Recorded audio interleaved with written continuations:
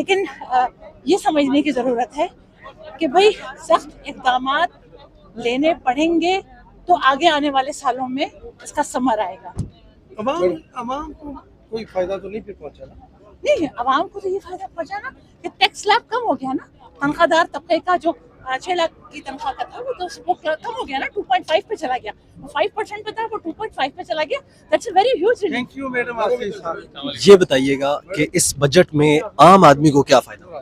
اس budget میں عام آدمی کا یہ فائدہ ہے کہ جو سلیب ہے, ٹیکس کا سلیب ہے جو کہ 6 سے 12 لاکھ کے اوپر تھا, وہ کم ہو کے 5 سے 2.5% پہ آ گیا نا. It's a huge relief for lower طبقہ نا. ایک بات. دوسری جو اہم بات ہے وہ یہ کہ ایک تو ٹیکس کا ریلیف ہو گیا, دوسری یہ جو سرکاری جو ملازمین ہیں ان کی تنخواہوں میں اور ان کی پینشن کے اندر اضافہ ہوا ہے, یہ ایک پازیٹیو ہے. دیکھیں, ایک ایسا ملک جو کہ IMF کے اسٹرینگلڈ ہولڈ میں ہو, جس کی پالیسیز جو ہیں وہ آپ خود نہیں بنا رہے ہوتے. ڈیفینیٹلی خواہشات بہت ہیں, ضروریات اس سے بھی زیادہ ہیں. پاکستان کی 47% آبادی جو ہے وہ غربت کے نیچے جا چکی ہے, ٹھیک ہے.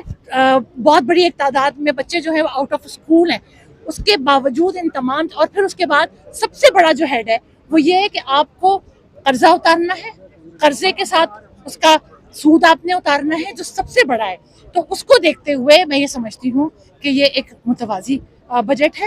انشاءاللہ آج کی جو سختی ہے وہ اللہ نے چاہا تو اگلے آنے والے سالوں کے اندر پاکستان کے بہتر اور مستقبل کی ضمانت ہوگی. وزیر اعظم پاکستان بڑے جو ہے وہ نظر آئے, ہمیں مطمئن نظر آئے کہ یہ جو بجٹ ہے شاید وہ پاس کرنے کے بعد کافی یعنی کہ مطمئن دکھائی دی ہے. اس بارے میں کیا کہتے ہیں؟ نہیں, ڈیفینیٹلی آپ یہ دیکھیں نا کہ پاکستان کو کن چیزوں کا سامنا ہے. ایک طرف یہ کہ بھارت نے ہمارے ساتھ جنگ لگائی ہوئی ہے, ایک ایسے ملک کے ساتھ جو اس وقت معاشی طور پہ اس رن وے پہ تھا جہاں سے وہ اڑان بھرتا. این اس وقت جو ہے وہ بھارت نے پاکستان کے ساتھ جنگ لڑائی. اس جنگ کو اور اس کے باوجود پاکستان نے وہ جنگ کمپریہنسولی جیتی, دشمن کو شکست دی. ایک تو یہ بہت بڑا ڈرا بیک ہوا. دوسری بات یہ کہ ان پورے حالات کو دیکھتے ہوئے پاکستان کا یہ جو بجٹ ہے جس کے اندر ترقیاتی بھی ہے, 1000 ارب روپے PSDP کے لیے لگائے گئے ہیں, اس کے علاوہ انرجی سیکٹر کے اوپر جو کام کیا گیا ہے وہ ہے, ٹیکس سلیب جو کم کیا گیا, یہ ایک بہت بڑی ایک چیز ہوئی ہے انشاءاللہ. لیکن ڈیفینیٹلی میں یہ نہیں کہوں گی کہ بہت اچھا ہو گیا. IMF کے شکنجے میں جکڑے ہوئے کسی بھی ملک کے لیے یہ بہت مشکل ہوتا ہے اپنا بجٹ بنانا, لیکن ان حالات کو دیکھتے ہوئے عوامی امنگوں کو پھر بھی کیٹر کرنا, اس لیے وزیر اعظم پاکستان جو ہے وہ مطمئن ہے. ڈیفینیٹلی آپ کو منور کرنے کی گنجائش کم ہو جاتی ہے جب IMF کا آپ کے اوپر شکنجہ ہوتا ہے, لیکن یہ بھی دیکھنے کی ضرورت ہے جو سب سے امپورٹنٹ ہے کہ کیا ہمارے ہاں احتساب کا بھی طریقہ ہے. جن لوگوں کی وجہ سے آج پاکستان جن بحران کا شکار ہے, کیا ہم ان کا احتساب کرنے کو تیار ہیں؟ کیا یہ جو پچھلی جو گورنمنٹ تھی جنہوں نے پاکستان کو ایک ایسی جگہ پہ لا کر کھڑا کر دیا تھا جہاں پر پاکستان ڈیفالٹ ہونے کے لیے جا رہا تھا, ان کا احتساب ہوگا؟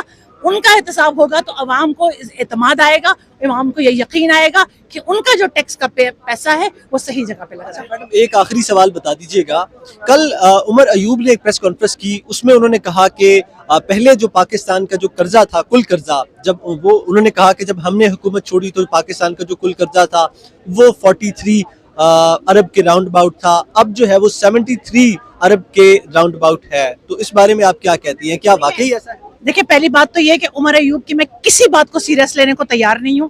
عمر ایوب ان کے اپنے لیڈر کی طریقے سے صبح ایک, دوپہر ایک, شام کو ایک دوسری بات کرتے ہیں. تیسری بات یہ ہے کہ یہ انہی کی پولیٹیکل پارٹی تھی جنہوں نے پاکستان کو ایک ایسے دلدل کی طرف دھکیل دیا جہاں پر بھارت کو اس بات کی شے ملی کہ وہ آ کر پاکستان پر حملہ کرے. تو عمر ایوب کی تو کسی بات کو کوئی بھی آج پاکستان کے اندر سیریس تو نہیں لیتا, اور کم از کم میں تو بالکل بھی نہیں لیتا. کاٹ دیجیے گا.